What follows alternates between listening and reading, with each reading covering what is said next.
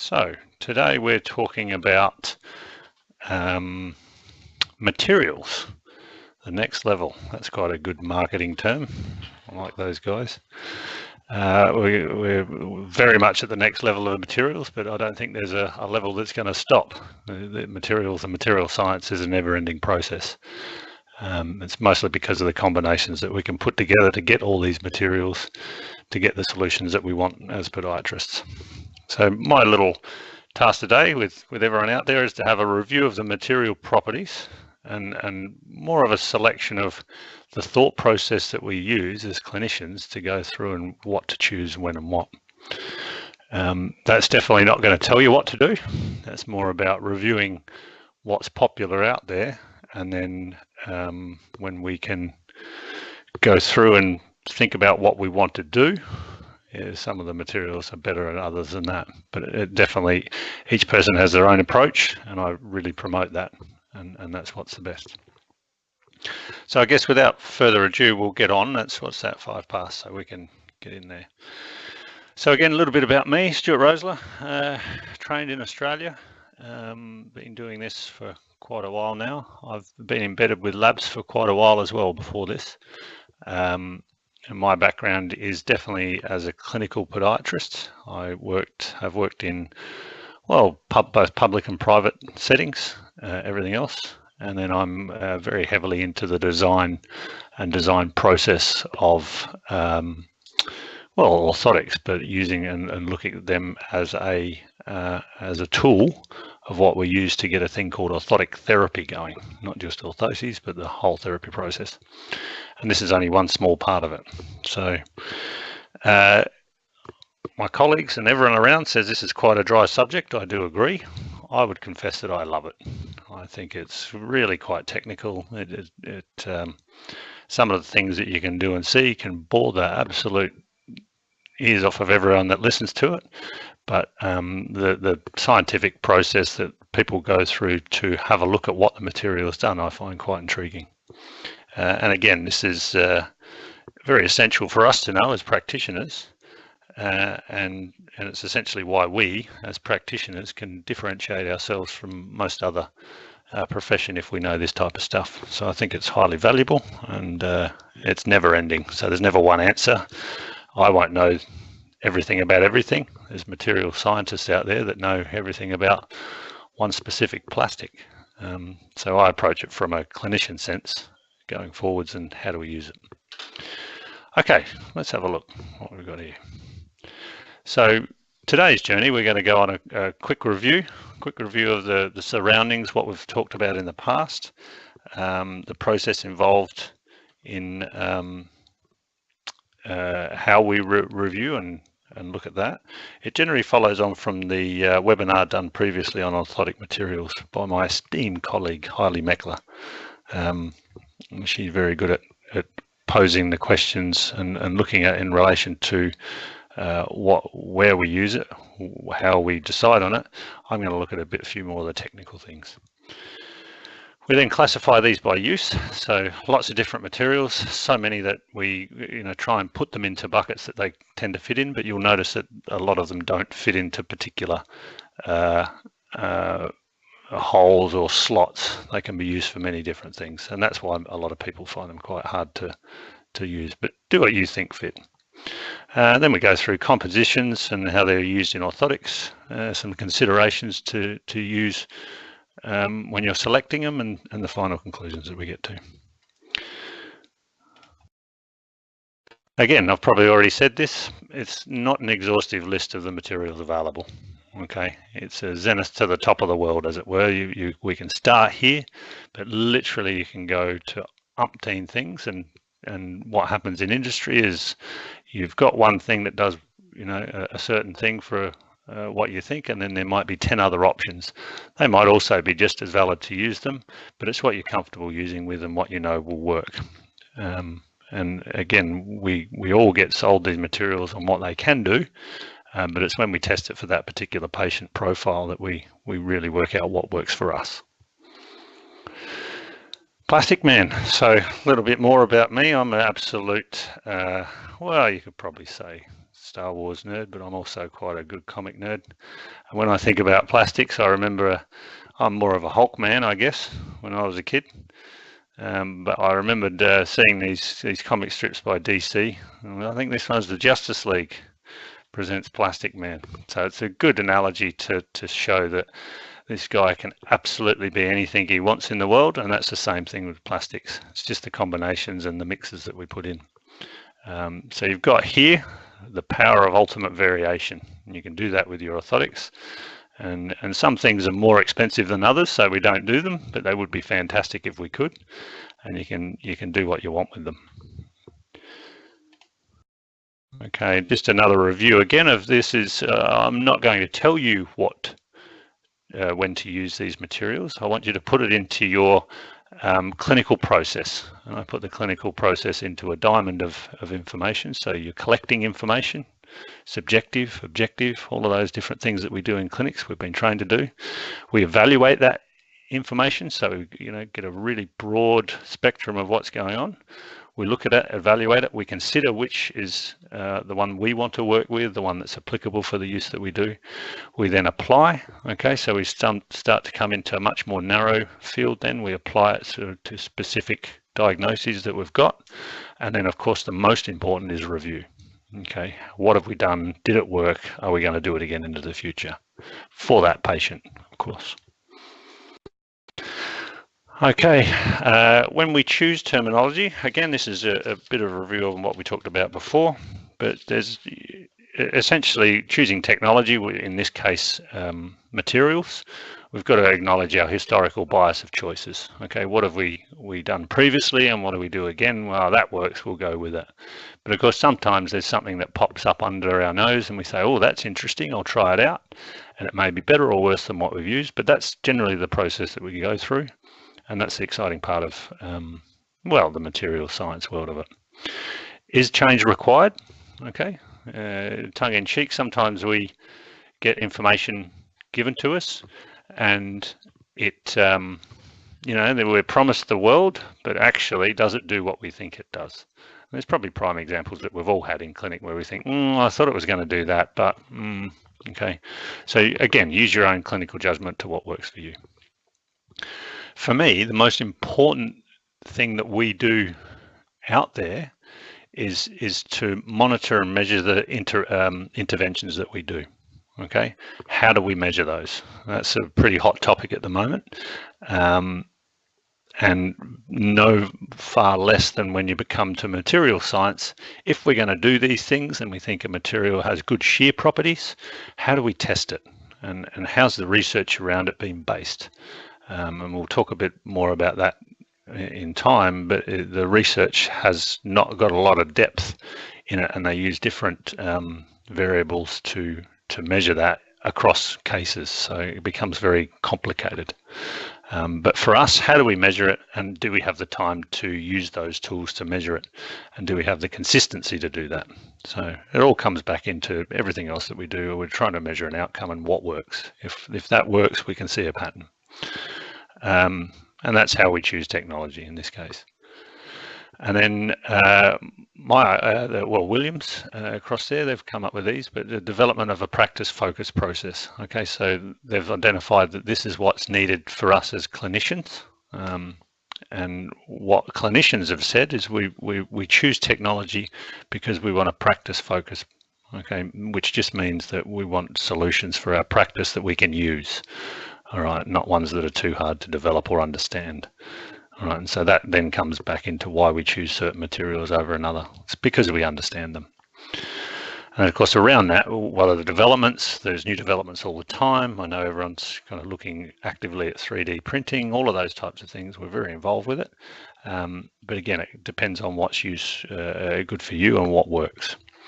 And then, of course, like I said before, how's the evidence of all of these researched? We've got to have a bit of bias in there somewhere. So when we're looking at materials, please have a look at it. It's one part of a big picture. Okay, we choose materials, we choose the shell, the mid layer, and the top cover. Okay, it's then also got to do with the shape that we've casted in a foot and how do we apply that shape or the paradigm around those. Okay, the symptoms that we're trying to resist or change. and our own clinical preferred paradigm to manage that. Whether it be tissue stress theory, whether it be root or a hybrid of the both, it doesn't particularly matter, but material is just one part of it, okay? And I personally call that an orthosis design process, which is highly important in what we're doing when we're trying to treat patients.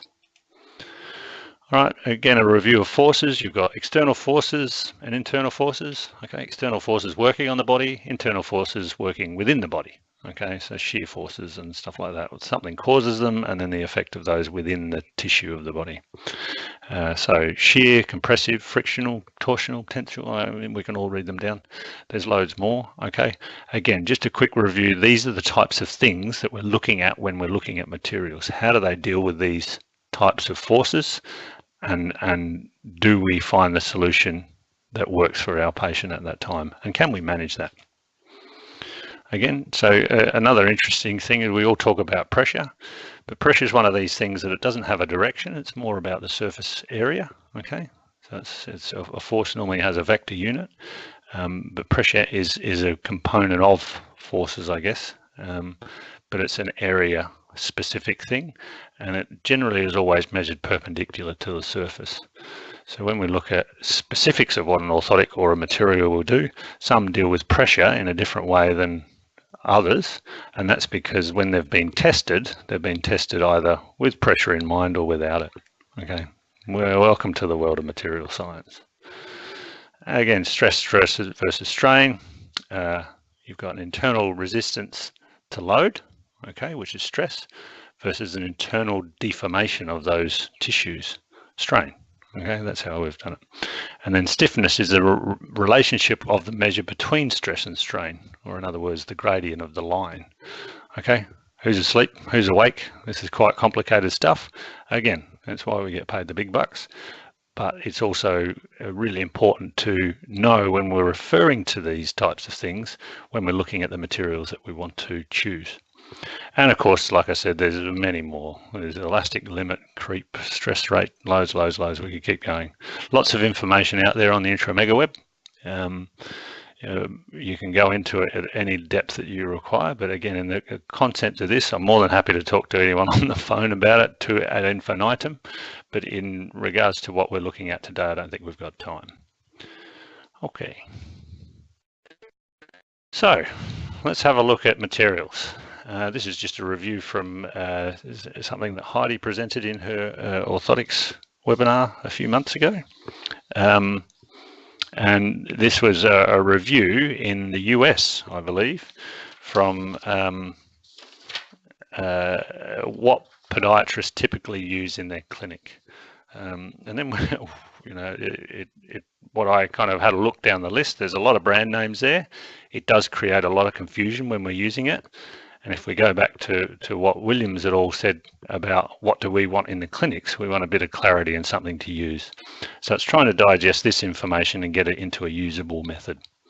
Of the Rome stuff, I just of interest sake, I was trying to look for polypropylene in there, because we all know what polypropylene is. And for whatever reason, they're both polyurethanes and foams and everything else, I didn't see it. So that comes in later when we look at how much is used out there in the industry. Okay, so just to try and put it into some kind of systematic way, we can look at materials by use. Okay, so we've got 4 typical uses in the orthotic that we would change or alter the materials in, and this is just a way to put them in a bit of a class. Okay, so we've got the first thing to consider from the ground up, I guess, is the base material, what's commonly known here as the shell. Okay, and this is where you really take care of, or you pay attention to the loading pattern, okay, that you want to create, and the rate of change in the momentum of the biomechanics that you're trying to do. They sound like big words, okay, they are. Loading pattern is how the person's walking or putting pressure on a certain joint or tissue, and then how quickly you want that to move from, you know, one position to another. All right, so a basketballer jumping up and down is a high rate of change, whereas someone walking at a fairly slow pace is a fairly slow rate of change in the control. So different materials, different base materials will behave differently under different conditions. Of course, in there comes shape, everything that we've talked about before, so I can see where it gets complicated. We tend to go with what we've used in the past and what we're comfortable with. The next classification is going through the orthotic is the mid layer, typically termed padding. Okay, I prefer mid layer because it describes exactly what it does. It's the same thing with base material. If if the word says what it is, base material, mid layer, you know what it is, and it's little. Whereas a shell could be something at a beach that we see. Padding could be something that we get after Christmas. All of these different things, but again, they're used as the same thing. Okay, so mid layers, that's the material and the properties that you want to combine with the base and the top covers to produce a result. Okay, different color letter there. I didn't put it in. We'll pick that one. There's our first spelling error. But essentially, we're trying to produce a certain outcome, a certain desired loading pattern, a certain rate of change. Okay, all of these types of things, they come from the mid layer, and you can combine things to get different properties.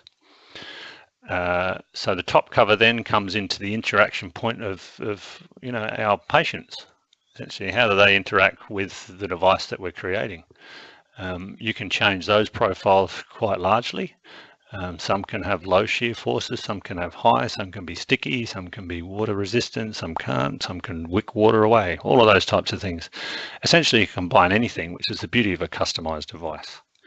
And then often forgotten, but is the rear foot or the forefoot posting. Okay, those materials you can slightly change. Okay, in my clinical world, I prefer a fairly dense rear foot posting and a fairly neutral or medium forefoot posting if I have them. Okay, and it all just depends on the clinical profile that I'm trying to get and how long I want the devices to last. Okay. So going back to base materials, you've got your polys, your urethanes, your ethylenes, your propylenes, your nylenes. Okay, these are typically the ones that have gone through a direct pressed pathway.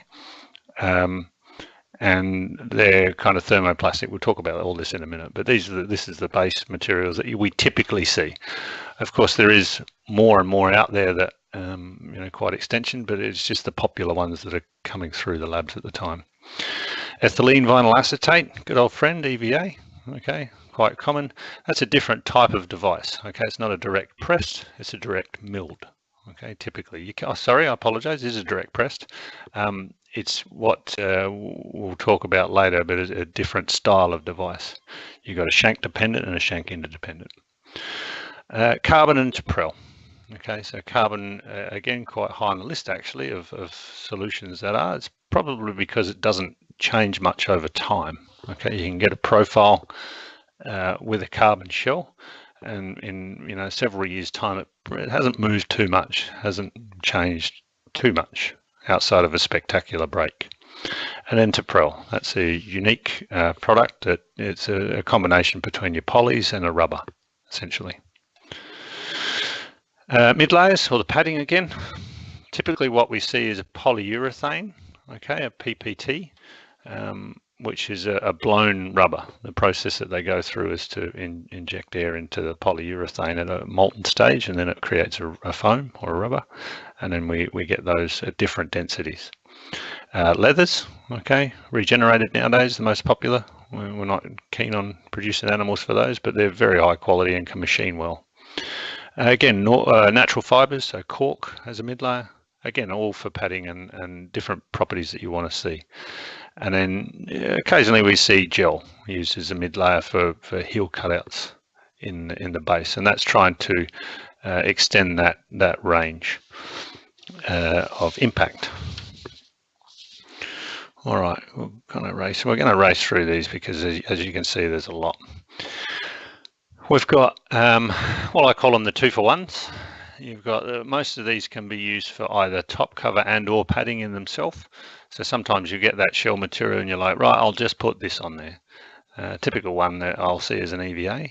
But most of these for different conditions can be used as a top cover without too much problem, and you can see they've got a padding as well. So Spenco is your typical one, or neoprene. Okay, you use synthetic rubbers. They are. There's Bambilon, Silipure, all of those different ones. Silipure's got a antimicrobial properties. So all of these we've probably heard. Again, we could go through the details of each, and they're slightly different.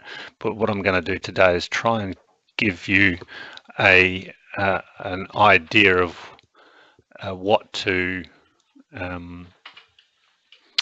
how to consider which type of the rubbers to do. Okay, so it's much easier to do the clinical process than it is to give you specifics on each. Otherwise we'd all be asleep wherever we are in the world. And then top covers. Okay, synthetic regenerated leathers, as we've talked about. You've got your different types of leathers, vinyls, again, all just different manufacturing process and different synthetic areas. Vinyl is more like a weave. Your polyesters, they're popular with the ones that you'll see with I've got a young client that likes Ben 10. Okay, we go and get all the green stuff for him. He loves it. Synthetic rubbers, again, your Spenco neoprene. Again, so you can see these pop up again. Top covers can tend to become mid layers and a bit of both, but it's the combinations of all that we use. Being aware that some are much harder to machine than others, okay, coming from a lab perspective and from a remaking perspective. If you put neoprene on top of a device, it's sometimes a lot harder to get off. And creates all these pits and falls and everything that it's really quite difficult to remove. And sometimes you heat up the device to get it off and it doesn't, then you're causing problems. So, longevity of these things is sometimes considered a combination. So sometimes a vinyl that's scuffed with a neoprene, okay, on top, means that you can pull the neoprene off in 12 months time and replace it. But again, that's all your own clinical practice. And you got your polyurethane coagulates as a top cover. Okay, I talked about this before. Rear foot posting, typically in high density and or medium density. The guys in the lab tell me that the medium density is much easier to heat. It doesn't need to be heated 4 hours long, which then doesn't cause any of the deterioration of the EVA. But high density lasts longer. So I would typically say all the devices are on high density, but if you notice that they're in a medium density, just check your lab's variables and of course communicate back to the lab which one you'd prefer. They also can be of the shell material. Okay, so as we're looking into direct milled, it's called reductive technology. We're using a block of polypropylene same, we sculpt it down, we can just leave the heel post in there. And of course that comes in with new technologies and new techniques like 3D printing. 4 foot, again, it tends to come into the paradigms, but a medium density is typically what we see, all right, depending on the load and what you want to do. It's more about the shape at the 4 foot, I tend to find, with offloading the met heads and wherever else. So the function of the posting is to increase the contact area of the shoe, stabilize or invert the orthotic at contact. So it's essentially giving us a base to the ground and the shoe. All right. Without it, of course, they tend to rock, and sometimes we don't know, or we don't want that rock to occur, and we don't know the variables there. But sometimes we do. So this is the area to be able to change what you want to see in movement. All right. And as we do it, it adds bulk and stiffness to the arch. So of course, the more posting you have, the less room that you have in a shoe, or the selection of the shoe becomes much more important. Everyone still awake? Hopefully.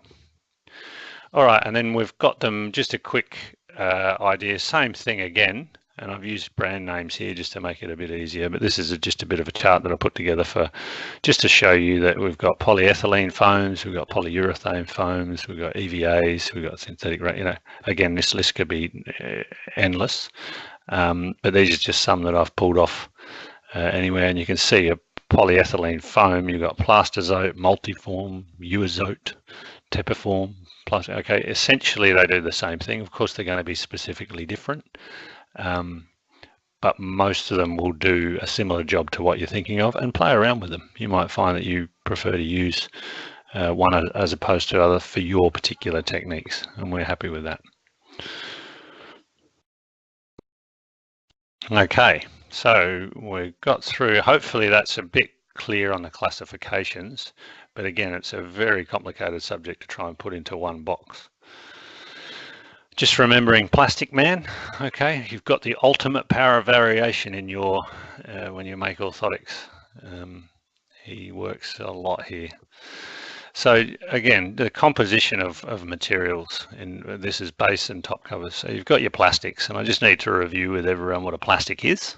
Okay, it's a polymer, termed in technical terms. It's got large molecules, and they're composed of many subunits, or monomers they're called. It's kind of like, when I look at the atomic structure of it, it's kind of like a spine with, you know, all these little molecules that come off it, but those groups of the spine or the vertebra are called monomers. Okay, and for us, some of the characteristics that we look for in the plastics that we use are they thermosetting. Okay, so once they're set, they don't melt. So they're your traditional types of Bakelite, I guess. So they set, and then are they thermoplastic? Are they pliable on heating and harden on cooling? And then you can repeat it within reason. Okay, you get some deterioration every time you do it, but in the zones that we're looking at, it's not too bad, okay, to reheat and do. Okay, apart from delamination. Okay, you can get delamination that occurs within different types of materials. Okay, so a popular one. So again, we're just hitting the popular materials, and again, you'll get different brands of materials that are a PU in a mid layer. You'll get these in a PU in a shell if you want them for whatever reason, or a base layer. But again, polyurethane, it's not the most popular in orthotics, but it still is. It's mostly because it does degrade. It's not too UV friendly. The structure of this, as again, it's a plastic, but it's composed of organic units joined by carbamate or urethane. Okay, that's where it gets its name from. Doesn't mean anything to most any people, but that's what gives it the characteristics. Okay, so you can see the branch chain again that I'm looking at like a spine, that's what a monomer. Each of those vertebrae is a monomer, and then the links that give them a urethane. Okay, it can be thermosetting and it can be thermoplastic depending on the different combinations that we put with it. But generally polyurethane, that's the makeup. What do we apply it to in the podiatric situation? So it's good to resist oils, solvents, you know, all of the oxidations, microorganisms, and water. So it's got a really good kind of profile there. It tends to lose them at extremes of temperature, so it doesn't like to be hot or cold. Okay, and of course, generally, what do we do with it outside of direct milling? Sometimes we heat them up, so it can lose some of its useful or designed properties. And again, depending on the form that it's made, it can be flexible, rigid, thermoset, thermoplastic.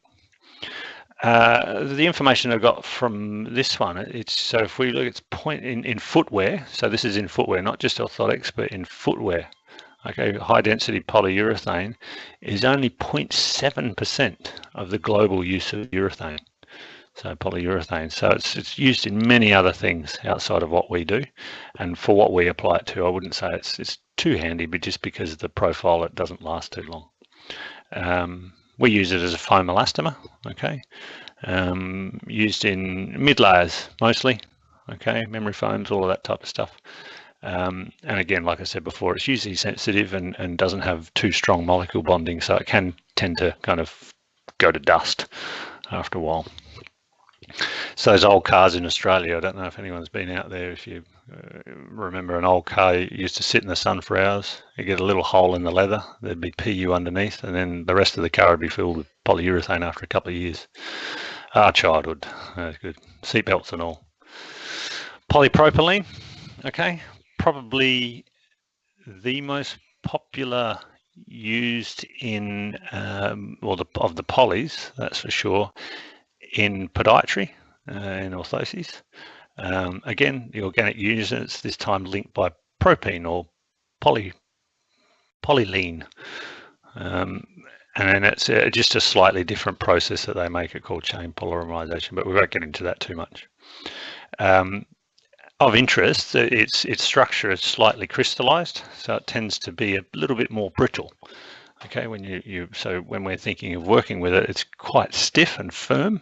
Okay, but it has a crystalline structure, and they change this crystalline structure to give the high and the low density. Again, thermoplastic and thermosetting. So polypropylene, double P, that's the one. So in industrial senses, it's the second most used polymer, and it comes via extrusion and molding production. Again, I had an extrusion and molding process in this webinar, but it tended to get so long that I took it out. But extrusion is essentially they use the molten plastic and they kind of squeeze it and push it through certain different size letterboxes to get a thin sheet of plastic out. So it's extrusion, and they can do it in molding as well. They can mold it around. So again, depending on the uses, what we typically see in podiatry is extrusion polypropylene. For what we use it for, it's predictable, very, okay. We know what it does because we've used it in the past a lot. Resist fatigue, corrosion, chemicals, damage. It's quite good at resisting knocks and bumps, so it's quite durable, and that's probably why it's become quite popular. The nice thing is it's essentially recyclable. Okay, if we ever get to the stage where we're recycling orthotics on a regular basis, we can put our hand up there and reuse them because it is a plastic. It's just the recycle process that we all have problems with. And it can be heated together, okay, because of the thermoplastic nature of it. It can be heat fusion and gluing if we do that. We don't typically see that in podiatry worlds because we're trying to glue other options to it. Of interest, it can degrade over 100 degrees Celsius. And off the top of my head, I think the range to heat an orthotic is about 108 plus, okay, 108 to 118. Depending on the thing. So of interest, it can, depending on, we obviously use polypropylenes that can suffer that range, but of interest, it can be degenerative, anything plus 100 degrees Celsius. Change its property. Polyethylene, polymer, okay, ethylene links. Its process that it's made by is polymerization. That's a good one. And they add different chlorides of metal to them. Chlorides or oxides, okay, and that just creates a different kind of property. But it's the ethylene links and the mixing of the other materials that gets there. It's got quite a low melting point. It tends to, so it's a little bit more sensitive to heat, and it can come in thermoset ranges. Okay. Again, just in a global sense, polyethylene is by far the most widely used polymer. Okay, not so much in podiatry, it tends to hit second to polypropylene, but in the world, it's by far the biggest. And that then reflects the variety that you can get of it. It's partially crystalline, all of those types of things that we talked about, extrusion and molding. In footwear, podiatry, its characteristics that it's high hardness, and it's quite rigid, but it's got generally low strength, which just means that it can kind of move a bit, a little bit more forgiving, but it's hard and rigid, so it wears well. Its impact is quite high, resistance to water, low friction, all of those. Of interest, it shows creep. Now, creep is one of these things that as we use something, the characteristics of the product change, and over time, it does show more creep, or in a medial arch sense, the medial arch can tend to reduce over time. But I was just talking to some of the people yesterday down in Brighton. Hello, all you guys. Hope you're on. We're talking about creep and what it can mean in a clinical sense. It may be something that we can use. We've all got those devices that come into the clinic and they're a bit high, they're a bit firm for the client. We don't really want to do it because we want to manage this thing, but over time, as they wear them, they tend to wear them in or soften them on. So that's where we can go from that. Okay, and like I said before, lower melting point. That's just to show you a comparison of polyethylene and polypropylene, the popular ones. Okay, polyethylene, you can say it's a, there's your chains there, branch chains of carbons and hydrogens. And in polypropylene, you can see the CH3 in there, carbon hydroxide. Hopefully I can get that right. Slightly different, but creates those different properties that we see. All right, to compare them both head to head, polyethylene, lower melting point. Okay, polypropylene, more resistant to chemicals. Polypropylene resists that stretching or that creep that we talked about. Polypropylene generally more rigid and stiff on the rating scale than polyethylene. But polypropylene tends to not take the knocks and bumps and scratches and scrapes and shear stuff that polyethylene does. Yep. Now, these are all good to look at over time. EVA, okay. Again, we use it in a foam called a foaming process. It's ethylene and vinyl acetate together. Like I said, expanded foam rubbers. We don't use EVA in its hard form. It's got various different forms that it comes in, open cell, closed celled. They're just different combinations for the bonding of the cells, whether it accepts water or doesn't accept water, all those types of things. Again, it can get very complicated. I've probably just breezed over that a bit, but essentially it's a good, stable material to use. Again, it shows good parallels to a low density polyethylene device and or rubber. Okay, so that's kind of where it marries in. It's the best at being in between those. It can increase increased what? I missed that one, but increased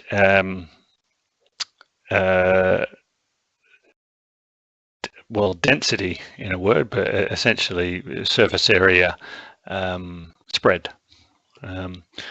And it can go from softness and create a certain flexibility that we can use in our clinic. Okay, if the device is too high, we can grind a little bit underneath and then the rubber will give.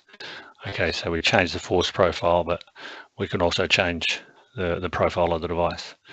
Non-toxic in its kind of solid form, but also, like anything, be aware of if you're grinding it. Always have your personal protection going on. Okay, like I said, it's a part of a foaming production. So what they do is get this molten rubber and then, well, heat it up and blow air into it, essentially, at different levels, and that creates the different densities depending on how much rubber that they put in. I call it rubber, it's EVA. It's got a rubber-like softness and flexibility. It's quite even when we've got it, so one part of it won't get plumes, it won't get, generally the good stuff, it doesn't have areas of high density and low density depending on what we want, so it's quite an even, and that's good for that pressure that we talked of before. If we're trying to offload pressure, it's all about surface area. Low temperature toughness, crack and stress resistance. Okay, so it's fairly stable. That's what I mean when I say those. It's used in hot melted adhesives, and it's got those kind of glue guns. That's EVA that holds the glue. And it's got excellent waterproof properties. UV resistance, so you can see when we've had the PU in the past, EVA's come along and said, well, I'm a bit better. Okay, and that's generally what's taken over. Again, like I was saying before, and thanks to Craig Payne in his biomechanics boot camp, so he's referred to them as a shank dependent device, which just means that it needs material underneath the area that you want to support it. So it needs a shank. Okay, so as the device is shaped like that, the material under it is what creates the force return. And of course, recyclable. Let's get the pattern of recycling up higher. Carbon fiber, lovely carbon fiber. So quite a popular device type, probably because it's lightweight. It's doesn't creep over time. It can be quite stiff. They're all certain clinical judgments that you can do for yourself. It's called a continuous fiber reinforced thermoplastic. Okay, so let's have a look at those words. Continuous fiber, okay, one long fiber strand, reinforced thermoplastic. So it's a thermoplastic that's been reinforced with fibers, So essentially what we'd all understand as fiberglass in the old days, but then carbon fibers come along and said, right, I'm going to put carbon and graphite and everything in there. Of interest, it gets its properties not just from what's in there, but from the different combinations of materials and the process that it's made. 90% of carbon fiber is made from a polyacrylonitrile process, which is slightly different to a petroleum pitch, but that's generally, you won't tell the difference in the clinic, but it's generally where the different properties and uses for carbon fiber come. So we might see it in rocket ships, but the ones that we get in our shoe are probably designed for something else. With carbon fibers, it's the recipe that's important, so who makes it? Right, it's like cooking a cake. If you get it from one manufacturer, it'll be vastly different to another. So again, this comes back to our use of which one are we using and how do we see it work for our patients in every case. And to go and chase different manufacturers for different uses, we need to try and apply what will that do. So to try and paint it with a uniform brush is very difficult because different supply chains have different ideas and different processes to do. Again, this can get quite technical quite quickly, but there's a thing called modulus, which is essentially what is its absolute value of return is. We won't get into that, but that's how it's graded between different types of carbon fiber. If I can remember, I believe it's the higher the modulus, the higher price and the higher materials there is. So, and again, like I said, different characteristics between manufacturers and suppliers. All right, again, we've said this again. So process, this is just to highlight the different things to consider, which is not an exhaustive list, of the different things that can come from carbon fiber just from its manufacturing or layout process. It's chemistry, it's how they form the crystals, composites that are included with the weave.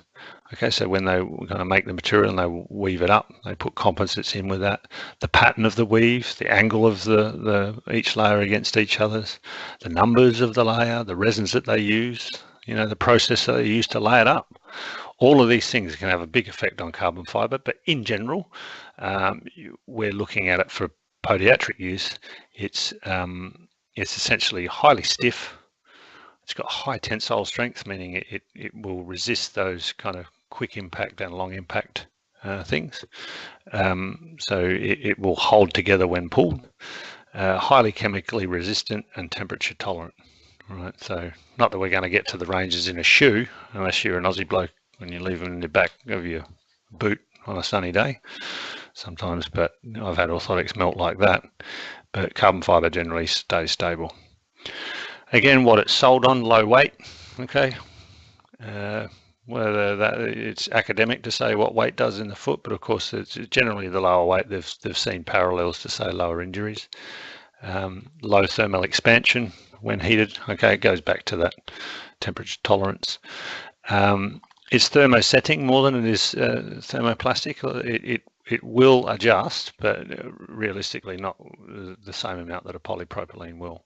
And that's mostly because it delaminations. Of interest, they did a few tests many years ago on its delamination and how it's being used, and it doesn't tend to look at, well, it's still being looked at, but long duration forces it doesn't like. So high impact forces it loves, you know, the impact of a bullet where it was sold on originally, but it sees longer duration forces. But of course they mess around with the recipe, I guess, to get these features coming in and out. But it's mostly because it's a rigid material. So which is the best? Do you want me to tell you? Look, literally there is no best material. There's the one that you prefer, okay? The one that you would clinically like. It's the one that you want to play around with more so, okay? But your polypropylenes, your carbon fibers, your oh, I didn't get the information on the Deprel here. Okay, but the Deprel, going back to that one, is well, essentially it's a rubber combination, a rubber and a polypropylene plastic. Okay, so you get the features of both. It can be quite durable. It can be press molded. but it can also be quite flexible in what it does depending on the thickness. So good for that profile of either whether you want a sports person with a little bit of impact resistance but not interact with them too much while they're exercising, and or lovely for those profiles that you've got a really small shoe, you've not got much space, you've got a fairly intolerant client to any kind of resistive, but you need something in there that fits into a nice small tiny dress shoe. Okay, you've got it managed in other ways, but Tipprell can quite come into its own for that type of just a bit more support than what they're otherwise getting. I'll put that on the sheets that come out. Almost there. How are we going time-wise? I think you've all survived. We're kind of in there. So this one I haven't quite finished yet, but it's a good scale that I use near my PC when I'm scripting. Okay, and it can kind of give you an idea of where the rubbers are. Okay, the urethanes and the EVAs, they'll come into there. So if I've circled the areas that were the 3 circles on the left on the durometer A. Okay, you've got an A25, that's your low density EVA. You've got an A50, that's medium density, an A65, that's high density EVA. And then you've got you're starting to go into your higher ones. That's when you start to go into the polys, and you can see the polypropylene sits there in the middle, and then the polynylons and carbon fibers a little bit higher. I haven't put that on the chart yet. Okay, but generally I find that you can go and you can see the ranges that you get on hardness. Okay, hardness is done from a drop test and how much it dents. It's actually Shore, they call it a Shore rating. So again, we can get more technical, but we're trying to give something that's quite usable in the clinic. Okay, so again, this just reviews on selection considerations. So what affects stiffness? Okay, heel cup height, 4-foot postings. We can get lost in this part here, but essentially, it's not just the material that changes the profile of the. Sorry, it's not just the material that has the big effect on its behaviour. All right. So as I said, stiffness can be from the material, but you've also got the shape and height of the heel cup. Okay. You've got the heel and the 4-foot posting positions. You've got the materials that you actually combine it with, and then the angles that you put it on. Okay, so it's all these combinations. You might have a high rear foot post in one material, but you leave it alone in another. Okay, so that's where it can get confused. But again, that's why we charge what we do for what we do.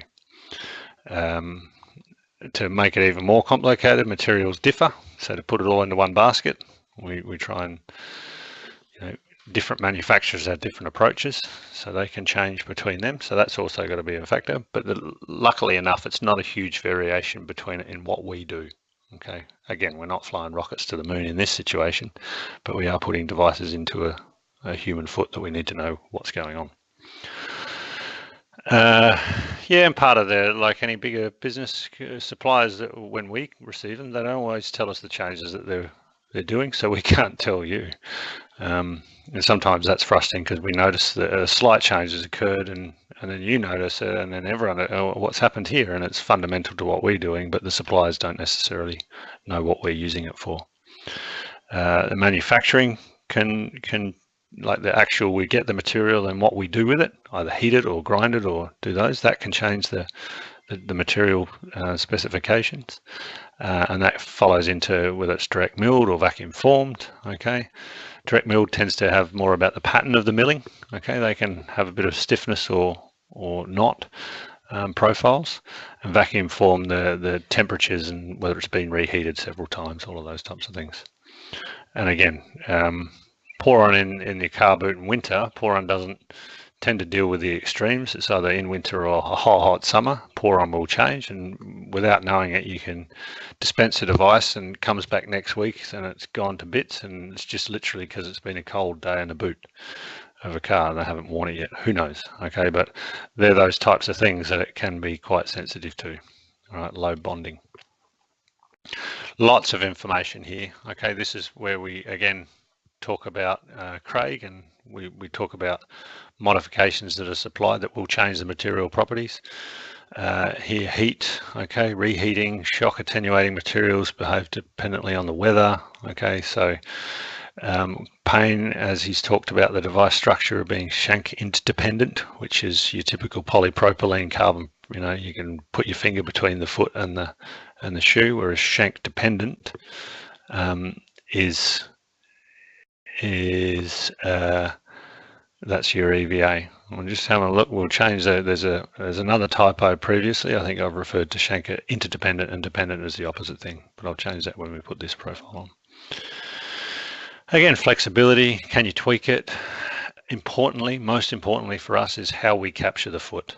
Okay, if you put something that's not quite right in, you'll get something that's not quite right out, because all that the labs will see is just that thing that you submit. Okay, unless you deal with that in your prescription form. What your thoughts are, okay, this can all change the materials that the way that they behave, but if you've got a different thought process on how you're trying to approach it, the rocker model of the foot versus, you know, any kind of functional design, it may mean that materials won't behave the way you think they do. And of course footwear and how the patients are using them for. And this is now just reviewing a bit more of what Heidi's talked about. Okay, wide range of methodologies, extremely wide range of materials. It's very difficult to compare, and it's difficult to evaluate which is best. Okay, I generally go for the properties of each, particularly, but we need to apply them to a thought process, which is that design, you know, material design process in our clinical process. Again, just to make things even more confusing, there's trade names and labeling of materials and characteristics. One firm will do a test, you know, on an impact strength, and they'll do it on a flat sheet, whereas other ones will do it from a, you know, great height on a round ball. All very different. It can be very confusing and advertised in a very different way.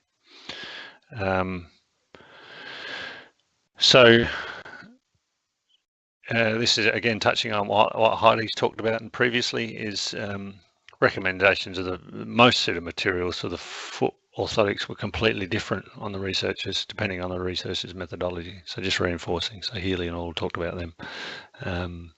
Okay, so clinical recommendations essentially aren't possible. You've got to look at each for yourself and go from there. What I would say there, what we do, we need to have a clinical reasoning behind the material choice. What school of you know, products does that material belong to? What does that product generally do, and how do we want it to do, and then the slight differences it has within that group, and then how do we apply that to the situation that we see? How much do we look at the research and what it says? You know, bells and whistles, this thing will cook your breakfast. But essentially, is that research comparable to the other research? It's very hard to do because they haven't got a consistency on what they're looking at. And again, which methodologies do you follow in podiatry? How do you want to treat your patient with what you know and find that works? Again, and I think you know about plastic mans, there's endless possibilities of combinations. We can't recommend them all. But one of the strong things that we see is you can do anything as long as you relate it back to the patient. Okay, my patient needs shear resistance. Okay, what's good at shear resistance? This group of materials are quite good at dealing with shear. Okay, which one would suit that person, do I think, at this point? Do they need it like that in 6 months? If not, you know, are they going to leave it in the back of the car? I might use a Poron today, but in 6 months' time, I might use something else because there's a different profile. Okay, so it's clinical reasoning related to the patient, and it's documented and clear when we're asking for it. Whoop, there's our references again. So that's quite a thorough list. We'll have to go through there and tighten them up so you can see them. And then what we're hoping to do in the next webinar is go on. Okay, maybe a little bit more about the forces within the foot. I don't know yet, but that's more of a biomechanical discussion. Mid layers, okay, a little bit closer focus on mid layers. We looked at the materials that were particularly base materials at this stage, or shells, but we can go into mid layers and possibly another one on top covers and the combinations of all. Okay, again, we won't be recommending what to use. It's more the thought process on what do these group of plastics or materials do, and then how can I best apply that in my clinic. Okay, so at this stage we're kind of winding up. Is there any questions? I don't know if you can log into the Q&A, but I'll hang around for the next 20 minutes or so, and maybe 10 minutes. We've kept you long enough, and see how we're going. Again, for everyone out there that is still with us, I think what you can do is compartmentalize your thinking when it comes to materials, which again is when I go back to what to focus on out of these discussions is if you know the type of profile that you like to work with, you're starting to compartmentalize what you're going to go with. If you want to use a certain material that will have a certain property within that world, within that compartment, you can then, that's what you make your selection on for that particular patient. And so those types of thought processes are, what's my base material? What do I want? Do I want a force return or a shank interdependent or shank dependent type design? And what materials lend itself to there? And again, there's lots of things to consider when you're going through materials. Try not to get lost. That's exactly what a script form's for. It's really just a way of giving you an indication of the thought process to think to when you're prescribing to a lab.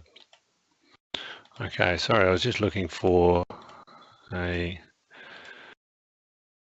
folder to that.